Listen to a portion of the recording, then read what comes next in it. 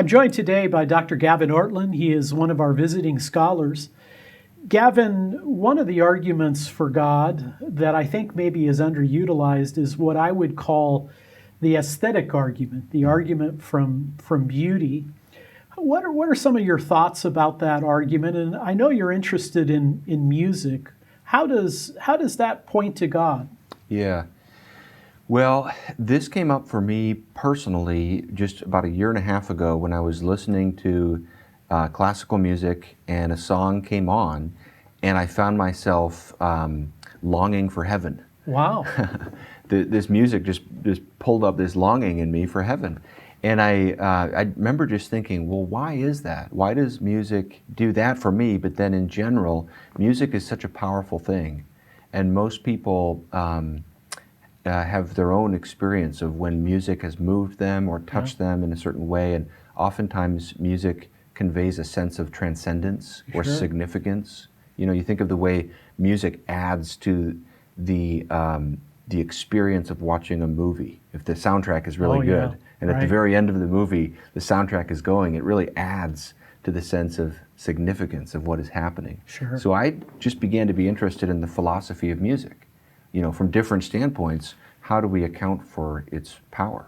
I was watching a video about the Vatican museums and used the phraseology evangelism through beauty, which I thought was very intriguing.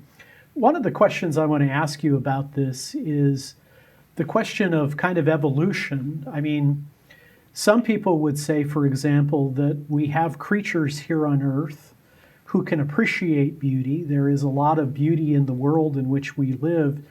Does that tilt toward God and away from an atheistic point of view? What's your thoughts on that? Well, I've done just a little bit of research about how, from an evolutionary standpoint, people explain our love for music. And usually it boils down to what Stephen Jay Gould would call an evolutionary spandrel, so a spandrel is an architecture term. It basically just refers to a byproduct or a spin-off of a process, something that's not the intention, but it comes about as a byproduct. Okay. So most people think, say pattern recognition, for example, is something that has survival value. So that comes into the evolutionary process, and then music, the love of music, is a sort of spin-off of that because there's patterns in music. Okay. And that's one example of how people have put forward an explanation. I look at those and I feel very unsatisfied if that's the sum total explanation. Perhaps that's a piece of the pie, but if everything boils down to that kind of explanation, then in a way our love of music is accidental. It could be that we would have evolved differently and music would just be white noise to us. Yeah. We wouldn't have any more appreciation for it than silence or noise. And so that perspective feels inauthentic to the actual experience of music. And I don't see that as a certain argument for God per se, but I find it suggestive, as I do art and rationality and other things that we experience as human beings, that I think theism gives you a better framework for understanding and for experiencing. This sounds kind of like the abductive pointers to God, maybe the broad explanation of God.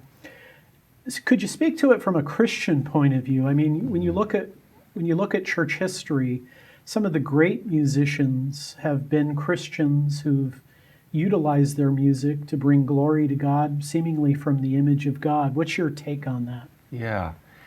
Well, it seems to me if you're a Christian, then you believe that the world exists because of the overflow of love and joy within the Trinity.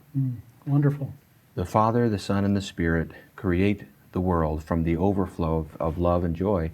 And I think that gives you an incredible framework for experiencing things that reflect beauty in this world, music being one example. Yeah. Because you can see different things in creation that are beautiful as a faint reflection of God's glory and goodness. And I like to use metaphors. So I've used the metaphor of, if you're a naturalist and you think that nature is all there is, then music is kind of like an opiate to a dying person.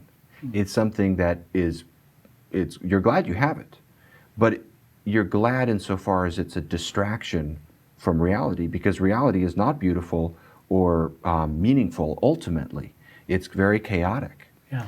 On the other hand, if a trinity spawned the world, then you can look at music and see it more like a window to an imprisoned man.